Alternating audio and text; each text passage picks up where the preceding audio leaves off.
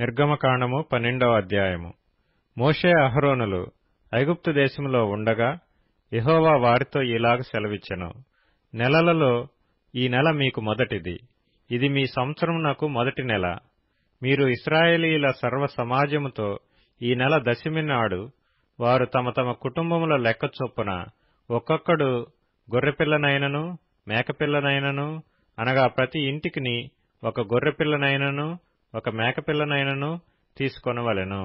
ఆ పిల్లను తినుటకు ఒక కుటుంబము చాలకపోయిన ఎడల వాడును వాని పొరుగువాడును తమ లెక్క చొప్పున దాని తీసుకొనవలెను. ఆ గొర్రెపిల్లను భుజించుటకు ప్రతివాని భోజనము పరిమితిని బట్టి వారిని లెక్కింపవలెను. నిర్దోషమైన ఏడాది మగపిల్లను తీసుకొనవలెను. గొర్రెలలో నుండి అయినను మేకలలో నుండి అయినను దాని తీసుకొనవచ్చును. ఈ నెల 14వ దినము వరకు మీరు దాని నుంచుకొనవలెను. తరువాత ఇశ్రాయేలీల సమాజపు వారందరూ తమ తమ కూటములలో సాయంకాలమందు దాని చంపి దాని రక్తము కొంచెము తీసి తాము దాని తిని ఇండ్ల ద్వారబంధపు 2 నిలువు కమ్ముల మీదను పై కమ్మి మీదను చల్లి ఆ రాత్రియే వారు అగ్నిచేత కాల్చబడిన ఆ మాంసమును పొంగని రొట్టెలను తినవలెను. చేదు కూరలతో దాని తినవలెను. దాని తలను దాని కాళ్లను దాని ఆంతరములను అగ్నితో కాల్చి దాని తినవలెను. దానిలో ఉడికి ఉడకనిదైనను నీడతో వండబడినదైనను తిననే తినకూడదు. ఉదయకాలం వరకు దానిలోనిదేదియు మిగిలింపకూడదు. ఉదయకాలం వరకు దానిలో మిగిలినది అగ్నితో కాల్చివేయవలెను. మీరు దానిని తినవలసిన విధమేదనగా మీ నడుము కట్టుకొని మీ చెప్పులు తొడుగుకొని మీ కర్రలు చేత పట్టుకొని త్వరపడుచు దాని తినవలెను. అది యెహోవాకు పస్కా బలి. ఆ రాత్రి నేను ఐగుప్తు దేశమందు సంచరించి ఐగుప్తు దేశమందలి మనుషులలోనే గాని జంతువులలోనే గాని తొలి సంతతి అంతయు హతము చేసి ఐగుప్తు దేవతలకందరికీ తీర్పు తీర్చెదను. నేను యెహోవాను. మీరున్న ఇండ్ల మీద ఆ రక్తము మీకు గురుతుగా ఉండును. నేను ఆ రక్తమును చూచి మిమ్మును నశింపచేయక దాటిపోయెదను. నేను ఐగుప్తు దేశమును పాడు చేయుచుండగా మిమ్ము సంహరించుటకు తెగులు మీ మీదికి రాదు. కాబట్టి ఈ దినము మీకు జ్ఞాపకార్థమైనదగును. మీరు యెహోవాకు పండుగగా దానినాచరింపవలెను. తరతరములకు నిత్యమైన కట్టడగా దానినాచరింపవలెను. 7 దినములు పులియని రొట్టెలను తినవలెను. మొదటి దినమున మీ ఇండ్లలో నుండి పొంగినది పారవేయవలెను. మొదటి దినము మొదలుకొని 7వ దినము వరకు పులిసిన దానిని తిను ప్రతి మనుష్యుడు ఇశ్రాయేలీలలో నుండి కొట్టివేయబడును. ఆ మొదటి దినమున మీరు పరిశుద్ధ సంఘముగాను 7వ దినమున పరిశుద్ధ సంఘముగాను కూడుకొనవలెను. ఆ దినముల యందు ప్రతివాడు తినవలసినది మాత్రమే మీరు సిద్ధపరచవచ్చును. అదియుగాక మరి ఏ పనియూ చేయకూడదు. పులియని రొట్టెల పండుగను మీరు ఆచరింపవలెను. ఆ దినమందే నేను మీ సమూహములను ఐగుప్తు దేశములో నుండి వెలుపలికి రప్పించితిని గనుక మీరు మీ తరములన్నిటిలో ఈ దినమునాచరింపవలెను. ఇది మీకు నిత్యమైన కట్టడగా ఉండును. మొదటి నెల 14వ దినము సాయంకాలం మొదలుకొని ఆ నెల 21వ దినము సాయంకాలము వరకు మీరు పులియని రొట్టెలను తినవలెను. 7 దినములు మీ ఇండ్లలో పొంగినదేదియును ఉండకూడదు. పులిసిన దానిని తినువాడు అన్యుడే గాని దేశములో పుట్టినవాడే గాని ఇశ్రాయేలీల సమాజములో నుండక కొట్టివేయబడును.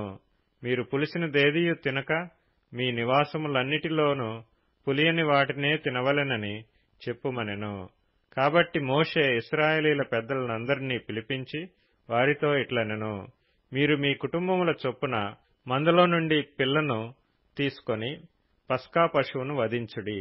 మరియు హిస్సోపు కుంచె తీసుకొని పళ్ళెములోనున్న రక్తములో దాన్ని ముంచి ద్వారబంధపు పై కమ్మికిని 2 నిలువు కమ్ములకును పళ్ళెములోని రక్తమును తాకింపవలెను.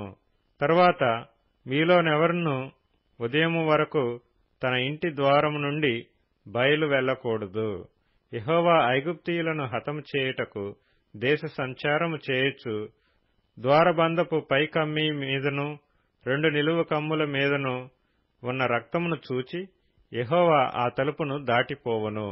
మిమ్ము హతము చేయుటకు మీ ఇండ్లలోనికి సంహారకుని చొరనియ్యడు.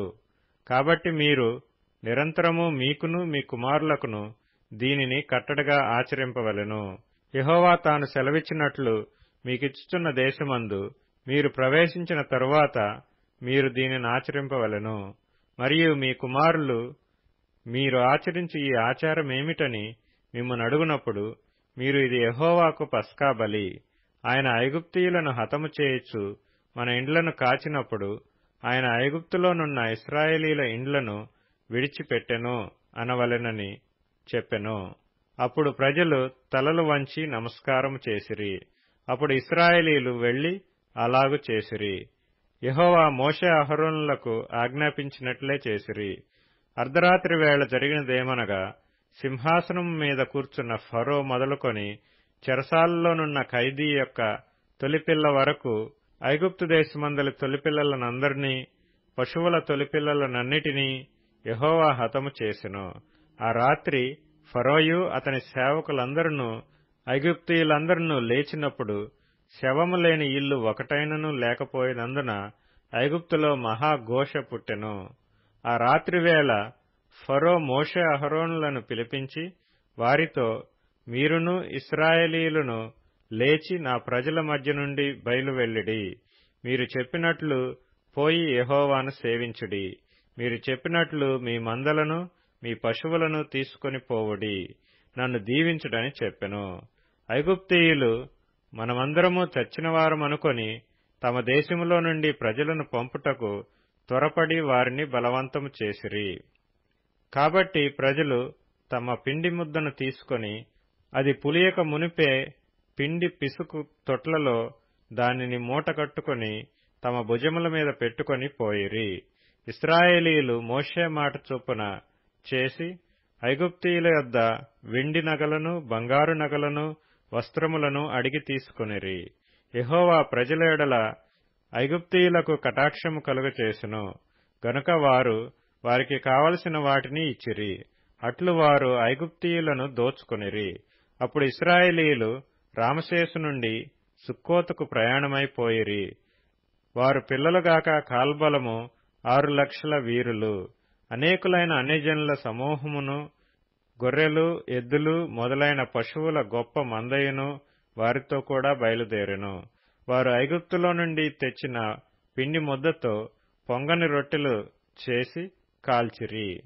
వారు ఐగుప్తులో నుండి వెళ్లగొట్టబడి తడవు చేయలేకపోయిరి గనుక అది పులిసి ఉండలేదు. వారు తమ కొరకు వేరొక ఆహారమును సిద్ధపరచుకొని ఉండలేదు.